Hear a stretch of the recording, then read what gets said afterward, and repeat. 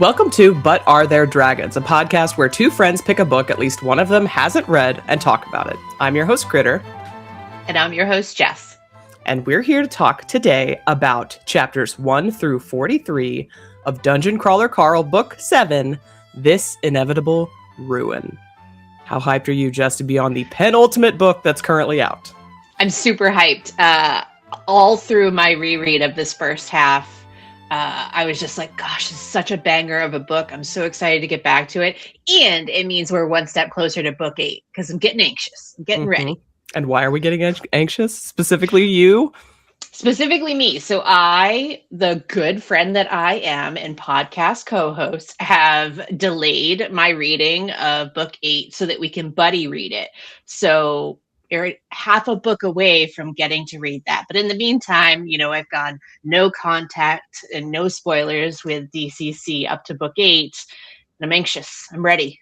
We're both ready, but you have waited in some ways longer than me because you could have read it earlier and I couldn't have without all the context. Mr. Jessica is likes to lord it over that he got to read it first, but it's okay. Well, we needed him to moderate the Discord, so he did us a service. Yes. So thank you, Mr. Jessica. But be nice. We're almost there. Yeah. We have just a little itty bitty, but are there updates to get us kicked off? And I think that your news is super fun. So let's let you go first. Kritter had some great new content that she shared with her fans. Well, I had the crazy opportunity to interview Brandon Sanderson, the author of the last 3 books of the Wheel of Time series and the Cosmere and the Cytoverse. If you're not familiar, what are you doing? Because his books are all over the bookstores. I couldn't believe I got the opportunity. I did the interview. I've been editing the interview. I've been slow, but it is finally available now on my YouTube, and I'll be posting snippets of it over time on my TikTok and Instagram, but the full thing is now up on my YouTube at KritterXD. So if you're interested in that at all, we talked about the Wheel of Time. We talked about the next Mistborn trilogy. We talked about his TV and movie adaptations that are coming up, and we talked about the Secret Lives of Mormon Wives. So, there's something there for everyone, I think. It was a very well-rounded, because obviously I watched it the second you dropped it. It was a very well-rounded conversation. Thank you. And the story behind that is wild because I'm friends with the Cosmere, the Sanderson track coordinator at JordanCon, and he's such an amazing guy. Shout out to Billy. And I asked him months before JordanCon if there was any way I could possibly talk to Brandon just for like a 60-second TikTok, right? I was like, any sort of an interview, I would love one because I've been talking about him for 5 years. And Billy was like, I'll reach out. I'm kind of the guy that coordinates with his team anyways. And it was just kind of like, oh, we're not sure. Turns out at the con, I get an email, I think it was on Friday, can you do Saturday at 2 p.m.? Well, I had a panel that ended at 2 p.m. and I had a panel that started at 2:30, but you better believe I was like, I sure can. Like, I'm going to make that. Like, I literally, absolutely. So, in that 30-minute window, I got that interview in, which the whole video is like 19 minutes. Some of it is the intro and outro, but it was like show up, set up, do the interview, leave. And I think it was an amazing time. He was a great sport, and I really appreciate him for doing that. So check it out. Okay, Jessica, you said mine is really exciting, but yours is also really exciting, especially for Dungeon Crawler Carl fans. So what's the news? Well, we're just coming off of San Diego Comic-Con, and a really, really awesome announcement got made at San Diego Comic-Con that we have Jeff Hayes, the narrator, is giving voice to our beloved Donut in the TV adaptation. And pretty safe to say that we're Donut stands on this channel, and we're pretty excited to see Jeff Hayes, continue representing Donut. Amaze. I'm so excited. Like, I can't. The only better news, I put this on my threads, the only better news that we could get is that he's playing both Donut and the AI. But we'll see. I don't want to be greedy. Yeah, I can't wait to see where they take that. It could be... I respect it. They're giving it to us in dribs and drabs. It's going to take a long time for us to get to the point where the show is real, so probably good to dole it out, to kind of spread the info. Yeah, and I feel like Seth MacFarlane is going to scoop up some of the voices, and he could do a good AI, so I'm not trying to be like, it's only Jeff. I'm not one of those that's like, it has to be this, or I'm not watching. That's not the person I am. But I am That's one to get really point. excited. Yeah, we're all about the hype train. Seth MacFarlane, that's a really good point, actually. I've seen him do interviews where, much like Jeff Hayes does in the narration, Seth MacFarlane just switches from character to character to character, like in front of you at Jimmy Kimmel's desk or what have you. And it's pretty epic. Yeah. So, yeah. Time will tell. Yeah. So that's our quick but are there updates. So without any further ado, we will hop into the first half of this inevitable ruin. So, Kritter, for this half of the book, we started right in on some added context to the Polly interaction. Yes. And how that really went down. And I feel like at the end of last episode, you were left wanting, much as I was the first time I read it. Did this kind of slake your thirst a little bit and satisfy you more than what you got out of last book? Oh my gosh, yes. I mean, I can't remember exactly what I said, but it was something along the lines of, it couldn't have been a nothing burger. He wouldn't have taken us on that long journey for it to be nothing. And rather than it being a nothing burger, it was an everything burger. It was the thing, the huge thing. So that was really fun. Mm-hmm. Yep. I love the fact that he gave that to us right out the gate. It started this book off with a bang. I'll say it multiple times through tonight's episode for sure that I forgot just how much I love this book. We are only halfway through. And I was like, yeah, this was a really good read. I devoured this book. And I am excited to get back into it. I feel like every interval of 3, every time you get the outside world in the dungeon, it's like, okay, stakes way higher. Yep. Like those are the banger books. Yeah. Yeah, absolutely. The other thing that we got prologue point 2 kind of, where we got the first of several installments throughout the first half of this book of some former crawler perspectives. This was a relatively new format. We have not heard any chapters in anybody else's voice other than the epigraphs when he's reading snippets of the book. How did you feel about this new convention and hearing these new perspectives? So I first have to say I was kind of embarrassed because I've been proselytizing, as you do as a Dungeon Crawler Carl fan, to like people in my work, and they were like, oh yeah, like, is it in first person? And I literally had to be like, well, I think it's from Carl's perspective. So yeah, like I literally had to, like, we are such vibes girlies. Sorry. For any of you who don't know, Kritter is just getting over some crud, which she's being a rock star, and she is still here to put in the time. Thank you. We're such vibes girlies. I don't know if you could have answered that. I assume you could have, and I did ultimately answer it correctly, but it was still like a, I think it's first person. But anyway, so the fact that they did shift perspectives here was interesting. But yeah, I love a good, lore drip. I love a lore drip. And so this was, it's, and the fact, one of the payoffs that we got from the lore drips was, let's just say, explosive. So I was a big fan. Yes. I just want to tangent for 1 second, because we do it every once in a while. What you're saying about proselytizing to your coworkers, also same, but it's kind of making the rounds around social media, because as we've mentioned several times before, Dungeon Crawler Carl is really rising through the ranks in terms of popularity. It's definitely making the rounds on Book Talk and across social media everywhere. It's on fire, as it should be. It's a heck of a series.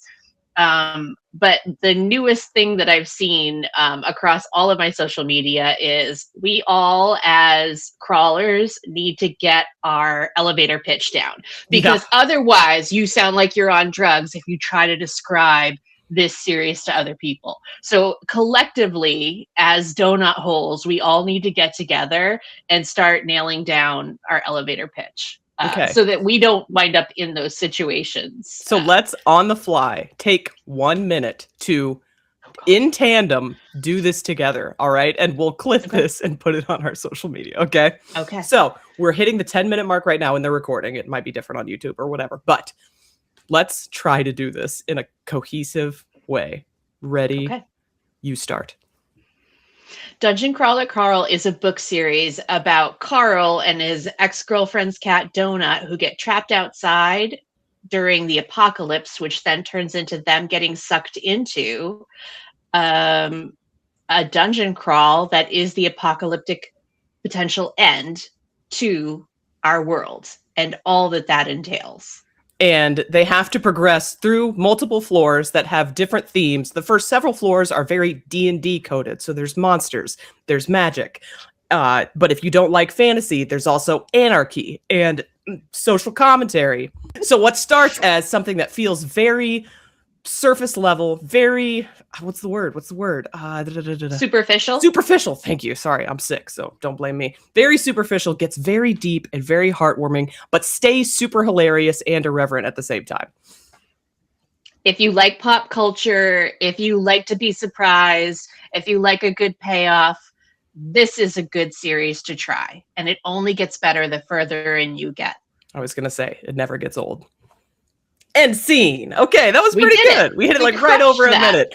So if you have your Dungeon Crawler Carl elevator pitch and you want to share with us in the comments or on Discord, hit us with it, because I don't know how well we did. Or just give us a score, 1 to 10. Thumbs up, thumbs down. Just let us know how we did. If you're listening to this, you know that we can talk at length about the topic. So for us to hone it down to a minute is kind of a big deal. Yeah. Okay.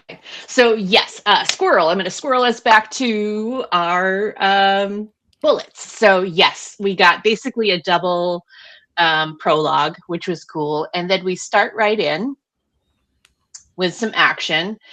We have a little bit of business that's being conducted. That's a continuation of where we left off at the other floor. The thing that jumps off the page for me here is Rend. So as we saw at the end of last book, it was heartbreaking. Surendel Gore passed away voluntarily, and their tummy acher. Yes, belly acher / tummy acher. Yeah. Yes, whichever one it is. Carl has inherited, however you choose to put that, and he has to find a way to break that to Donut, and that goes pretty much exactly how I expected. I don't know, Kritter, how did that go for you? Were you expecting any kind of graciousness from Her Majesty Queen Chonk? No. Both times I read it, I laughed out loud when she initially goes, "What?" Because that's exactly what I expected. And the fact that she's trying to sell him to people for $5, even after he's bonded to Carl, absolute perfection. And you could tell it was jealousy, right? I mean, I know it wasn't veiled at all. You're cheating on me. You're cheating on me. It's so obvious when she's moved on from pet status, but still she covets that place in Carl's heart, and she doesn't want anybody else to have it, basically. Like, I can have a pet, but you can't because you just can't.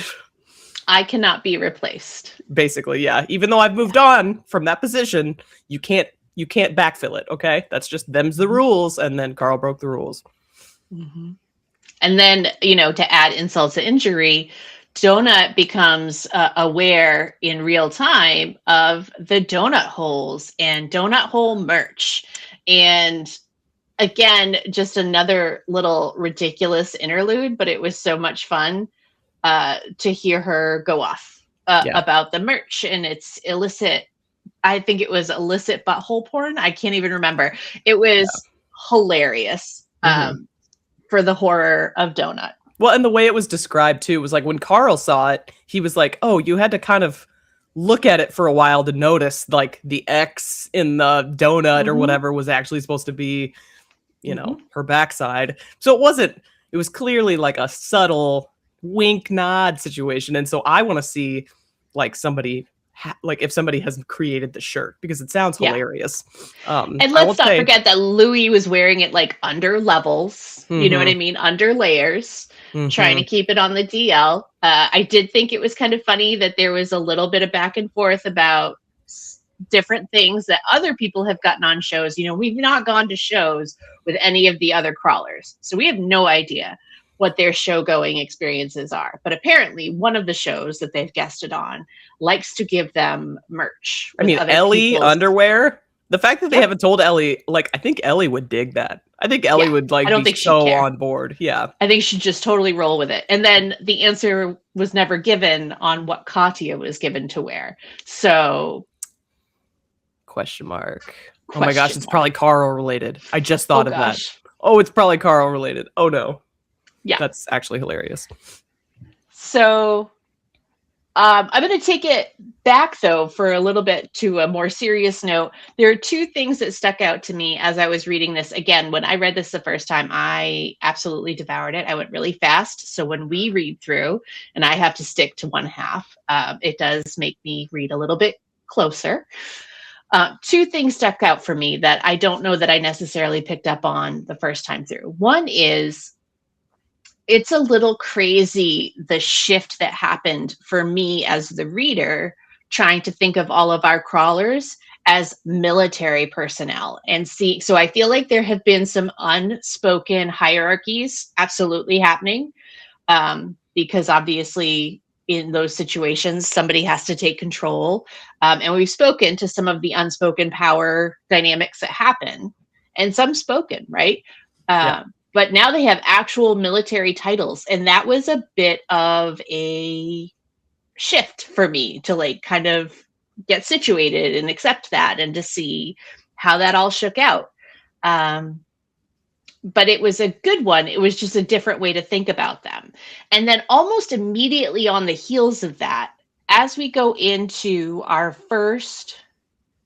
first meeting that they're supposed to have with Juicebox, I realized something that did not occur to me last time. I have no idea what this experience was supposed to be like for them if they hadn't been warlords.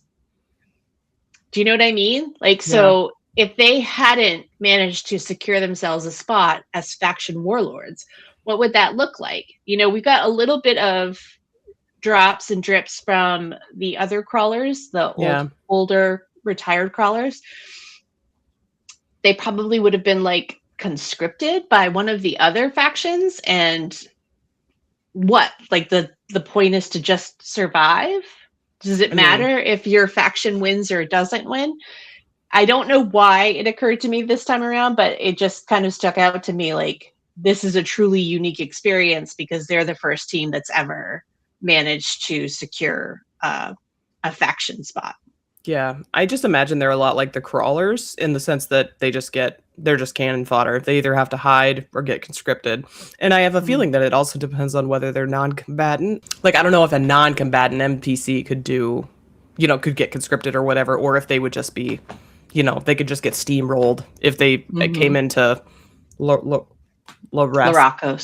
Thank you. I was like, why am I saying Larascus? Because I think I saw a TikTok earlier about Damascus. So anyways, or no, I just read Damascus here on my notes. That's what happened. But yeah, I've honestly just today I was pondering the nature of NPCs once again because I couldn't remember like where did they come from? Like, were they physical beings or were they like, orked up out of the mud, a la the Urukai? You know what I mean? Like, where did they actually come from? That's my biggest. Like, if it got answered in the earlier books, I have forgotten. And I know in the meeting in this book, Juicebox said, like, you put memories inside of us, but like, where did us originate? That's my question. And if we already know the answer, feel free to let me know in the comments. But if we don't know the answer, don't. Or do you know the answer? Well, I guess you do, maybe. I mean, excuse me. My understanding, what I remember from my read to this point, and this is not a spoiler because it's based on everything that we've done up to this point, is that some of them are real life born beings. They might be left over from a previous crawl or something like that. And some are, raised out of the mud using like creature generators by the AI. Okay, right. Okay, that's what I thought. So there's a mix. And then, of course, we always do find a random crawler here and there. Random crawler, or yeah, as you said, a random dungeon-born via crawler, or there's a lot of. We're very unclear about Damascus and his brother. That his name is escaping me. Anaconda. Yes, they're referred to as their kids, but were they actually dungeon born? Right. Yeah. So it's really intense. It's complicated Yeah. and so unethical in so many ways. Yeah, lots of ick associated with that. So speaking of ick, as we go into that, Louis and Juicebox are reunited, and Mm-hmm. so I'm looking to get your take. Louis and Juicebox are going to get married for the good of the realm. Is that ick or no ick? Juicebox is not long for this world. The fact that there's a 2-stage wedding and it hasn't been officially completed until the second stage. Juicebox is. I mean, I guess one of them is gonna die, but like, I would be so mad if we lost both Louis and Faraz. And That's you know what? fair. He might do that to us. He might do that to us, but you could tell that Louis doesn't want it. Like, at least that's the subtext. And so, but he's doing it for the good of the order. And so I think Matt Dinniman, because he's a softie, will remove the issue. He will eliminate the problem. Okay. Love me some Juicebox. And I hope she goes out with a absolute bang, but it's not going to happen. I don't think. Okay. Official prediction. So you don't even think it's going to happen. So you don't have to care if it's ick or no ick. Now. It's sad because like if it happens, Louis, I don't think wants it, and that's sad.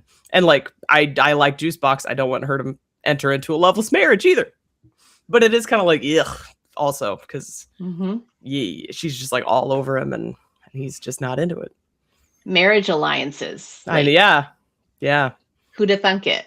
Who would? And we already talked about the crawler flashbacks. So then we get into our first real combat, and then all of a sudden, Florence throwing up a message going, "Hey, you better get your butts back to the honeycomb hideout." So I just want to know, no pressure either way, did a bunch of former cookbook authors and crawlers and 50,000 people showing up, did that make you blubber like a baby or no? Because either way is fine. Either answer is cool. I totally cool. I did get a little misty. You know, the fact that they were all very brother, and Carl's feeling all like excited and they all do the chant and all that stuff. Like, yeah, no, it was very nice. I did not blubber, but I did feel some deep feelings.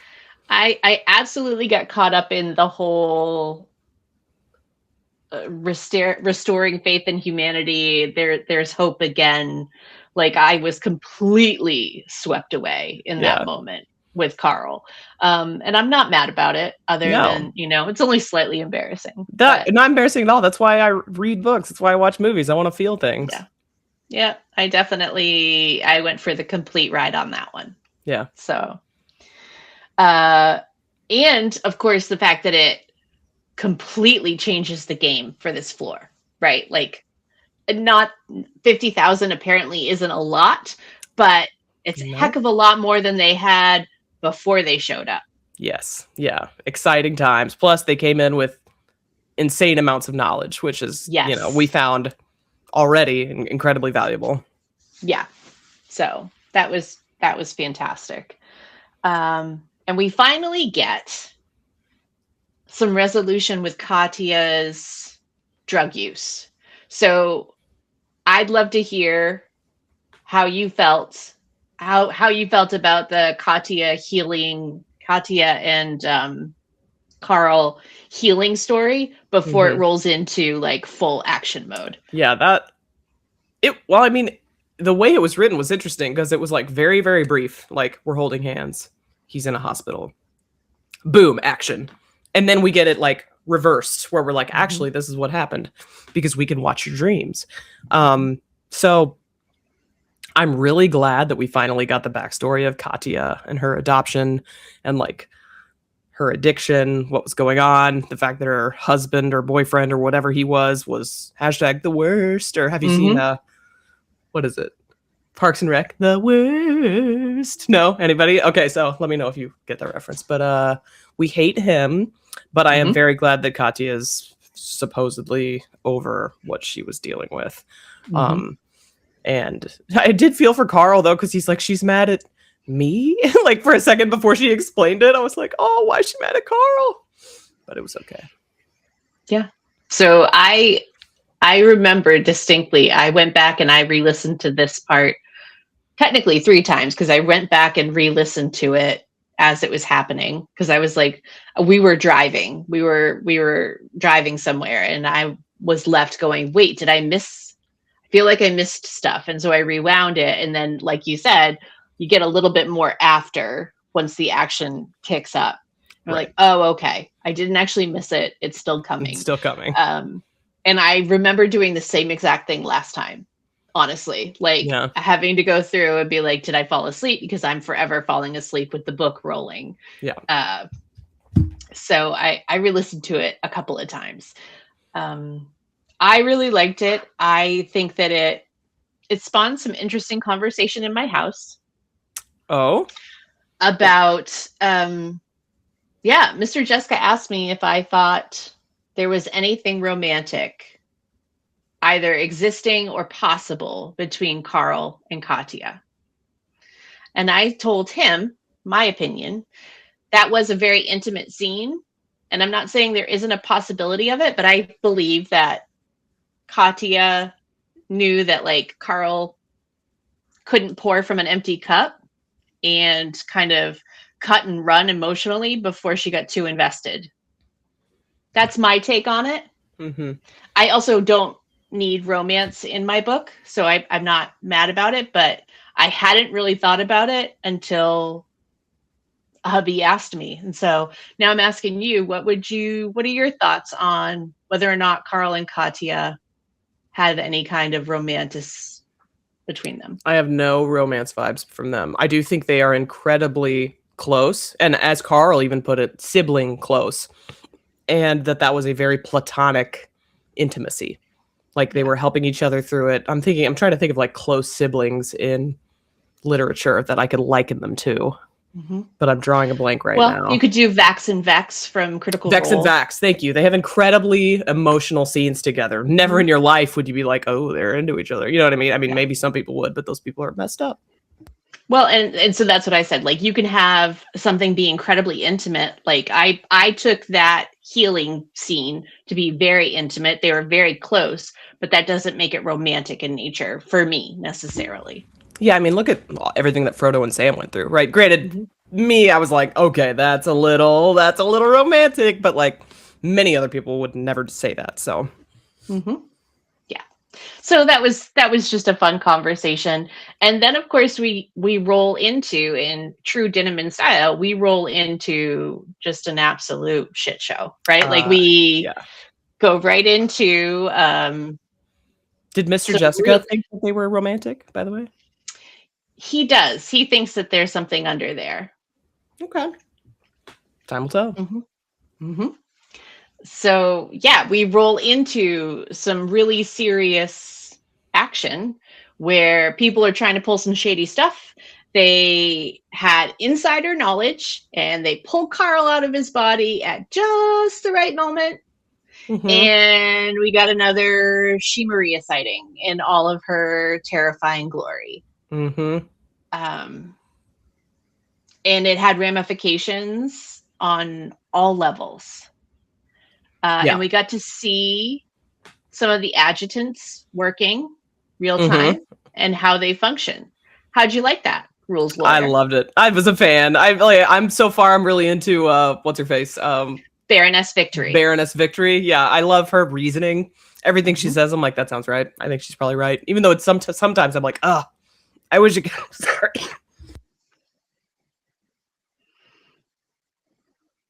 Getting her all worked up. I know. Sometimes I wish her rulings would go a different way, but I think when she does make them, it makes complete logical sense, and that she's a just adjutant in my mind. And I do like the fact that there's like, little quorums that they have little not powwow. Sorry, I'm gonna cut that. They have to do they had a minor consensus, right? Or a minor quorum. Minor quorum, right. They have little gatherings where they have to do rulings. And so, like, in the courts, this thing exists where it's like, I'm gonna, oh my gosh, you know what? I can't think right now because I'm sick, but I'm a big fan of the proceedings. I think it all makes sense. And it kind of also brings me to, I'm sure you're going to ask me about the AI, but the whole we all have our limitations. He said it over and over and over and over again. And he's like, he has to follow the rules, except when he doesn't want to. But are there rules, and are there like rules? Yeah. And so I'm just so curious about how that's all going to play out, like whether there are rules that even the AI can't actually break. I don't know if any of us know that. The only other thing I want to say about Baroness Victory, yes, I think she delivers in every scene that she comes in. And I'm not a rules lawyer at heart like you, so that really kind of says something. Yeah. I also think that she's incredibly even-handed, and it lands every time she's on the page. It lands, and I'm brought back to mind that Quasar was all about her, and he was 1,000% correct. Yeah. No Quasar yet, though, right? No Quasar yet. No Quasar yet. So we see a lot of shady stuff going on, and then we see our well, let's not skip over Donatia's demise. I almost did. Because it happened so quick, and it was just like, bye, bye, Felicia. I'm surprised Donut didn't say that. I actually, yeah, that would have been. But let's talk about our girl was dripping with vengeance for that particular situation. Well, so was Carl, in a scary way. And the implications that they just essentially toppled a society. A whole society. Bye. And that was like the easiest thing that they'll probably do on the 9th floor. Probably. Yeah. I did like Donut's final line. Like, Manga would like to express his disappointment in how you ruled on the pet show. Like, amen. Yes. So if nothing else, what we should take away is that she definitely is a grudge holder from way back. Noted. Yes.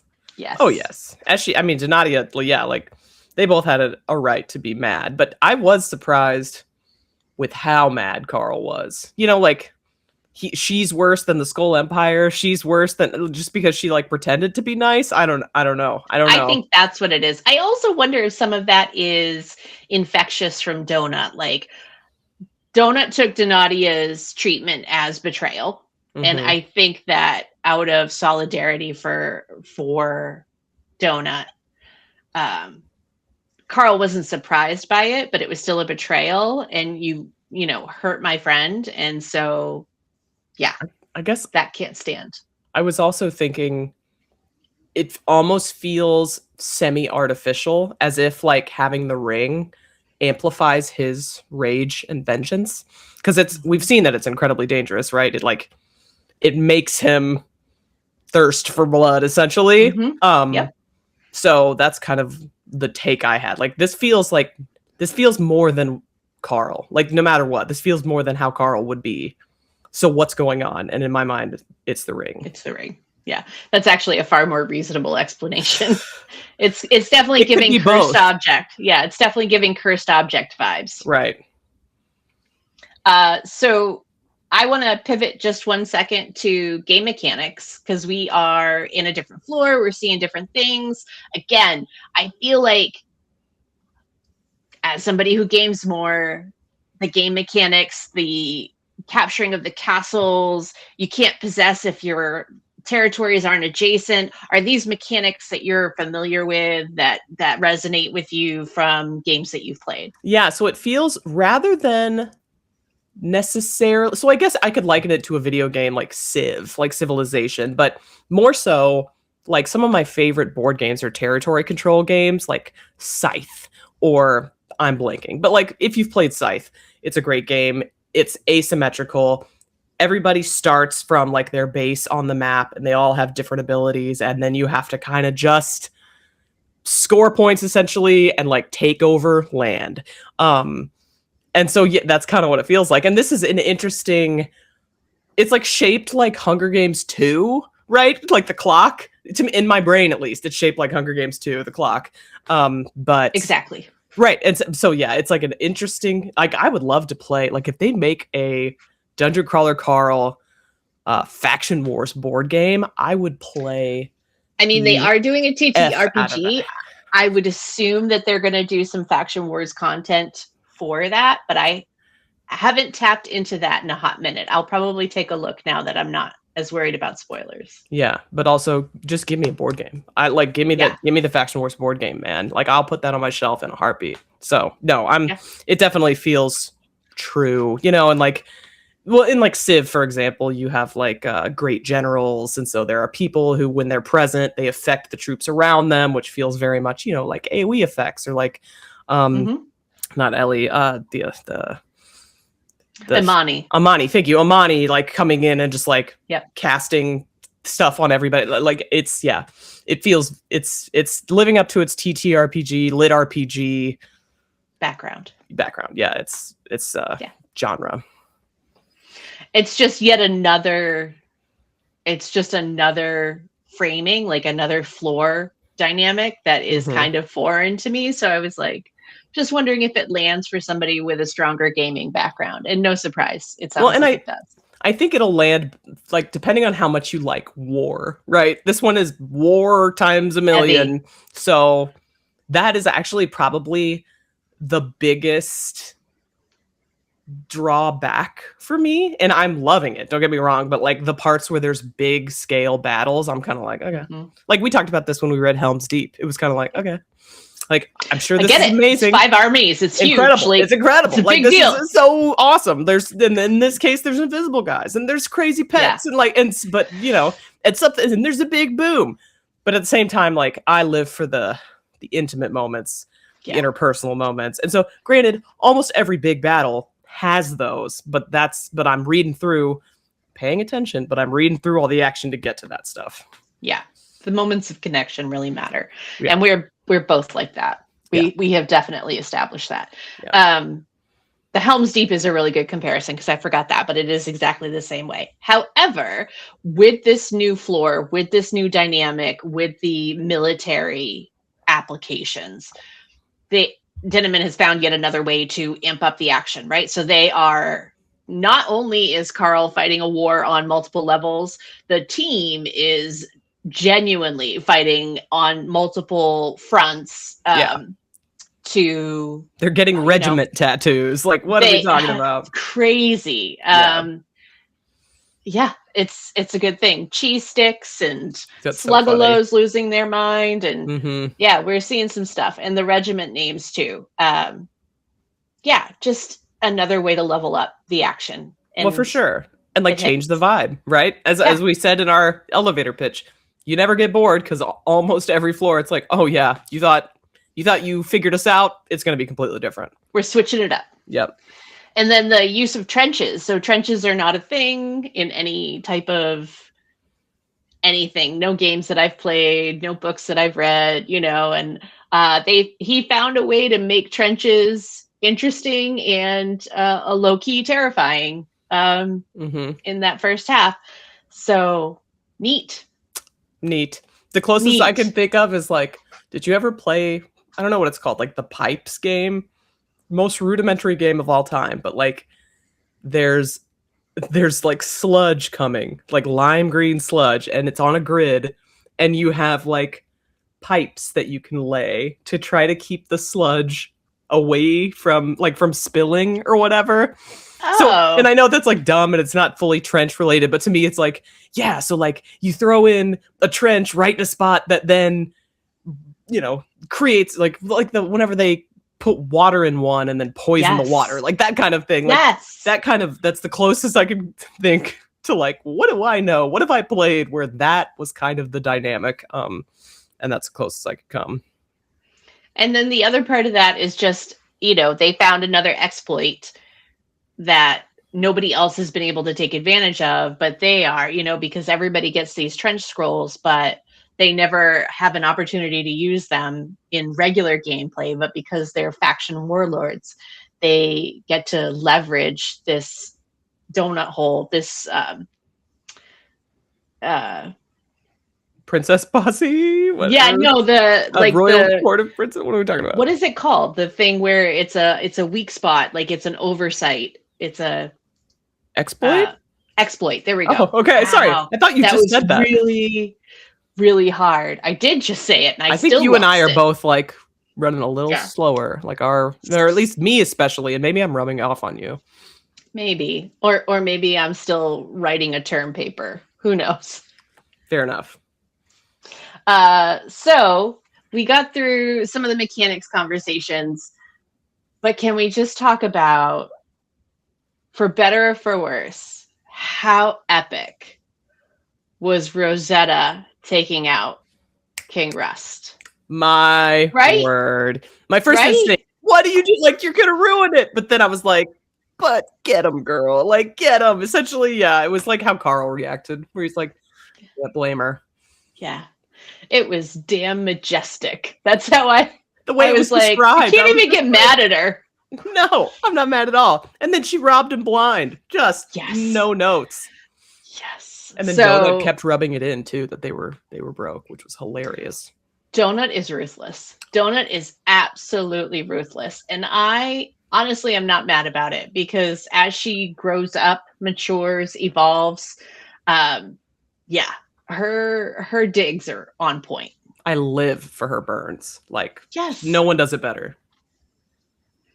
So while we were talking about Donut, we get into just one more of the former crawler perspective chapters from a crawler called Voltig. And I don't know if you caught it, and I don't think I necessarily caught it on my first read, but Voltig also was given a pet biscuit and was transformed and had a pretty sad story. But there were some things about Voltig's story that stood out to me. Specifically, he was talking about I don't actually know if Voltig had a gender. They were talking about how just because they were given the pet biscuit doesn't mean they instantly had intelligence or comprehension, and that came later, and that there were changes associated with it. So in a world where we're talking about Donut, and we have seen some slightly erratic behavior, more erratic than you would expect from her, it got me thinking. I didn't know if that stood out to you while you were reading it, either of the times that you went through. I mean, I was definitely like, oh, well, we definitely saw development in Donut, but I don't know if it took as long as the third floor, I think is what he said, whenever he finally started to kind of like understand what was going on. But no, it definitely did ping me. And then the other part of that is obviously life after the crawl, where Voltig didn't have any of what he was before transformation, and also didn't have any of their special abilities, which feels once they ridiculous. Left the crawl. Yeah, like if they can transform him into that, he should retain the abilities of a gargoyle. Like that makes sense to me. I don't know. Makes me mad. But I love that we got all of that build up, because then we got an almost immediate payoff. Yeah. With Voltig sacrificing himself for the cause in a very, very epic way. Yeah. And single-handedly taking out one of the factions. I mean, just slay. And that is one that I had to, the first read, I had to like rewind, because I was like, wait, who is this? What's going on? What's he doing? Like, I couldn't tell. Like, wait, he's for one of the factions? I think the thing I missed was that he wasn't on the Princess Posse. Like that he had infiltrated the factions. So he was on the faction side. He was on the, I can't remember the blobs. Operatic. Oh yes, the operatics. Yes. Yeah, the operatics. Right. And so like that was the part I missed. And so whenever he was doing his suicide run, I was just like, oh my gosh, wait, is that really happening? So I mean, bless Voltig and Rosetta's reaction. So I assume Rosetta knew based on her reaction after the fact. Yeah. And no one's told Carl yet. No. So. And then the last piece, just that, Voltig had met Porthos and carried all that guilt, that he carried the cookbook and he only wrote in it once, and he didn't feel, it's not stated, but I imply heavily based on what's mentioned in that chapter, that he doesn't feel like a real cookbook author. He doesn't Yeah. feel like a real member of the resistance because he's done so little. He made up for it. He certainly made up for it. Spectacularly. Yeah. So that was just a heck of a thing. And that was immediate, right? Like we were introduced to them and then they were gone. Yeah. Yeah. It was I really enjoyed that part. It was really sweet and really sad, and how he gave a shout out to, was it Mozart? You know, Yes. like he'd really gotten into classical music and that he was like blaring it. And I wish, and I bet Matt Dinniman has answered this question, like what was he actually listening to? Like, you know, the action. I don't know. Yeah, I would love to know that. Fun side note, I downloaded the Matt Dinniman playlist off Spotify this week so that I could run to it. Yeah. I can't wait. Yep. And that brings us to the last real showdown for this half of the book, which is an interaction between Orin, Carl, eventually Donut, and Growler Gary. Only we're not really Growler Gary, are we? No, we're not. We are an unhinged and untethered AI. Yeah. And asking for relationship advice from Donut. And I still found myself surprised after 7 books. He manifested a scenario I still didn't see coming.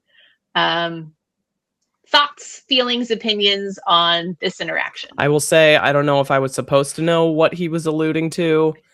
Was I supposed to know what he was alluding to? No, I'm disagreeing with you. Sorry. Okay. I think like once we went to the faction leaders council, the Battle Lord Council, and they mentioned, is that what happened? Or whenever we found out essentially that one system had gone dark, like a former crawl system had gone dark, I thought like, okay, is his girlfriend the AI for that system? You know, like, are the AIs communicating across the universe? Or is his girlfriend Juicebox? Anyways, yeah, I'm Scolopendra, because I don't know. So I can tell you one answer. Yeah.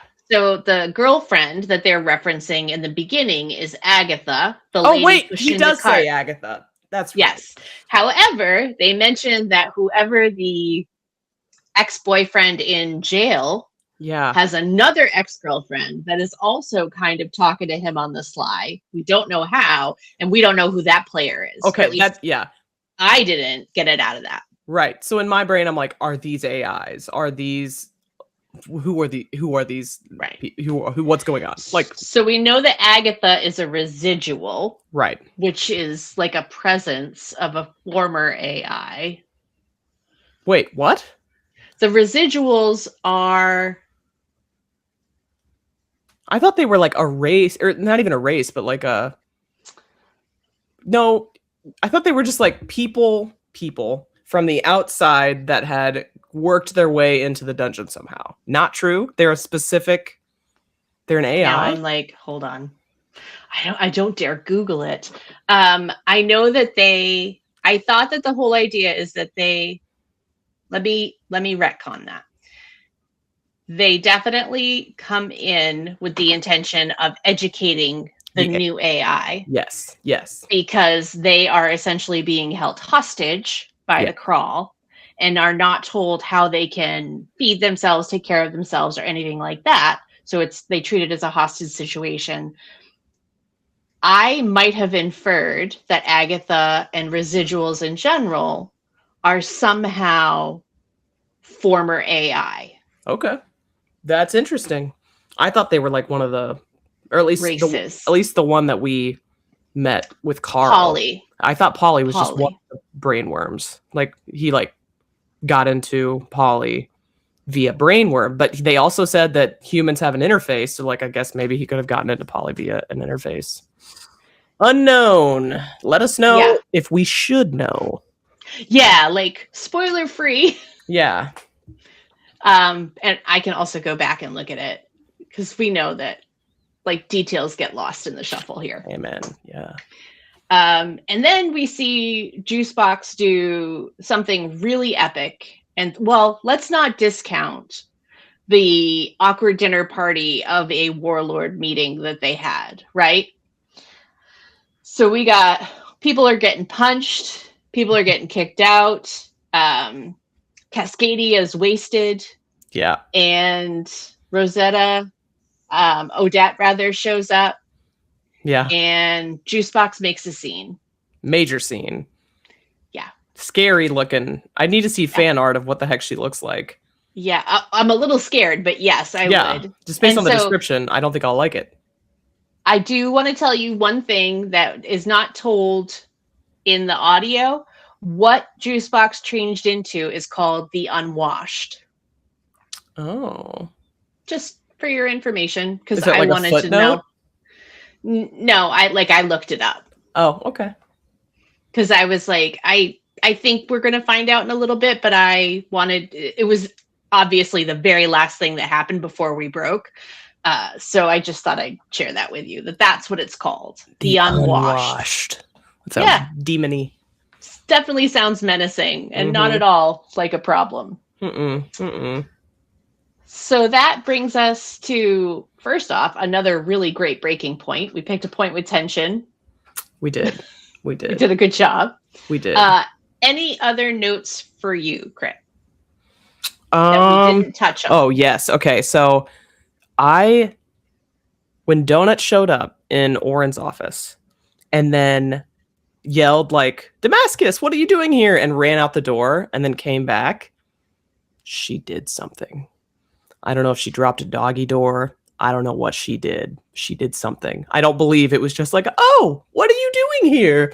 Leave the room and come back. Absolutely not. She's smarter than that. And I don't know what she could have possibly done, but like something happened there. I'm just making a prediction. And that's all. That's all I have for this. Love it. Absolutely love it. We're going to go into our faves and our runner-up and MVP, and I have picked 0 things. So I'm going to be picking off the cuff for all of our picks. This is going to be great. Yeah. I will give you the option to go first. Do you have a favorite mob/fight?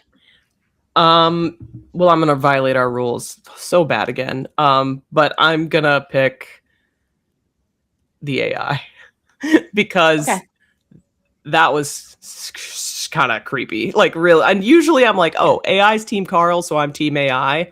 Now I'm not really sure. Now I don't know. I feel like the AI might just be the big bad here, but we'll see. And the menace is heightening. Yeah. So you took my answer, so I'll switch. But he was low-key terrifying in that. So when his voice changed pitch and, he sounded like he was possessed. Stick with the metaphor, whatever it was. Yeah. No, he was scary. It was good. Well delivered. So because we did that, I'm going to go with Rosetta killing King Rust because it was such an epic superhero movie moment. And even though we don't really know Rosetta's full story, I have no doubt that it is well deserved. And it's the culmination of years of heartbreak for her that she's able to, exact vengeance on him. I have no doubt. One of the most slay queen moments in the entire series, in my opinion. So that'll go down as my fave. It wasn't really a fight, but it was epic. It was epic. Any other fave moments? I think we covered a lot. Okay, great. Yeah. So then we're going to go into runner-up. This is the part of the game where we pick who is our runner-up and MVP for the first half of this book. And Kritter looks confident. I actually thought about this. I thought about this ahead of time. And that is never what I do. I usually roll in expecting to change my mind or think whatever. My runner-up MVP is Voltig because what an absolute legend. He comes in as a pet, picks a race that ends up being just exactly the wrong thing for him and his personality and his relationships. He suffers for it outside of the dungeon. And yet, and he's got guilt. He's just laden with guilt for not doing what he wishes he would have done with the cookbook, and he finally, in his mind, in such an epic fashion, makes up for it. Like, what a legend. That was an easy one for me. Yeah, that's a good one. That's a really good one. For me, I'm gonna go a little out of pocket for my runner-up. I want to pick Baroness Victory, because I feel like we are at a point in the story where there is so much happening outside of the dungeon that is so crucial to our team, and that she is coming in clutch in ways that they couldn't do for themselves. Yeah. So I feel like it's really easy for me to give her runner-up for this half. Fair enough. Okay. So, MVP Kritter. Yes. So my MVP for this half of This Inevitable Ruin might surprise you. It is Mordecai. Because he helped develop the cure, obviously. And he was working on the cure before he even had Rosetta there to help him with it. They just kind of modified it to apply to Carl as well. And then in the moment when Carl could have died in 17 ways, Mordecai realized what was going on, played the people that were surveilling him, said he was making one potion, made another one, and saved Carl's life 1,000 times over, and made it so that one of the, it wasn't necessarily, well, kind of what he did ultimately got rid of one of the factions as well. So I feel like Mordecai, you know how much I love Carl. Mordecai protected Carl, king. And that's a solid, we totally skated over that part of the story too. So I'm glad we got to talk about choice. It. Yes. Yeah. So I'm also going to go a little off brand for me as well. I'm going to go with Porthos as my MVP, as the head author, to my knowledge, who has manifested this influx of former crawlers and cookbook authors and mercenaries, because I believe without that influx, the first half of this book would look very, very, very different. Oh God. Amen. Great choice. Yeah. So I feel like Porthos is the one for me for this half, because he clearly is the brains behind how all of them got there, and it's giving this team a real fighting chance. Yeah, it's a great choice, which is so funny because now, who's going to be the MVP for the book? Time will tell. Time will tell. Oh, we also didn't talk about Carl's tattoo. I don't know what it's going to be. A chain shaped like a dragon. And it's that he stole an ability that Li Na has? Yes. No, Li Jun. It's the brother. Wait, he already got Li Jun's eye. I thought it was that he had to get Li Na. I thought, right? I thought he got something from Li Na because he already had something from Li Jun. Yes, and it was voluntary. Sorry, got it swapped. Yes. And so that's why the chain makes sense. That's why the chain makes sense, because she has the chains. I forgot about the chains. Okay, and the dragon. But there are dragons. There are dragons. There. Oh yeah, dragon. But also dragon. I thought the dragon that she had was her card. Does she have an ability that summons drag? I don't know. I'm just I'm excited to find out. I'll have to go back and look. Yeah. I don't retain a lot about other people's abilities. I know, same. I just remember the tail end of last book. I recall Carl, observing dragons and at some point. So I assume they were cards because they talked about, obviously they went to Japan or whatever, and you assume there's going to be dragons there, but whatever. Sorry, that was a big aside at the very end, but I felt that's a big mystery that we're going to have to get solved. It was amazing. Yeah. And what would it be, an episode without any tangents? Amen. Not in this economy. Not in my part of their dragons. No, definitely not. So with that, we're going to say thank you for joining us, and our direction would be to read the rest of Dungeon Crawler Carl Book 7, This Inevitable Ruin, for our next episode, which is going to be dropping on August 18th. We want to say thank you so much for tuning in to our 13th episode of Season 7 of But Are There Dragons, brought to you by your hosts, Jessica Sadai and Kritter XD. Don't forget to follow us on But Are There Dragons on YouTube, Instagram, and TikTok, and But Dragons Pod, just one T, on X. You can also find your host on social media as CritterXD and Shelf Indulgence. That's it for today. New achievement. Bye-bye, failsafe. Reward. Yes. Bye.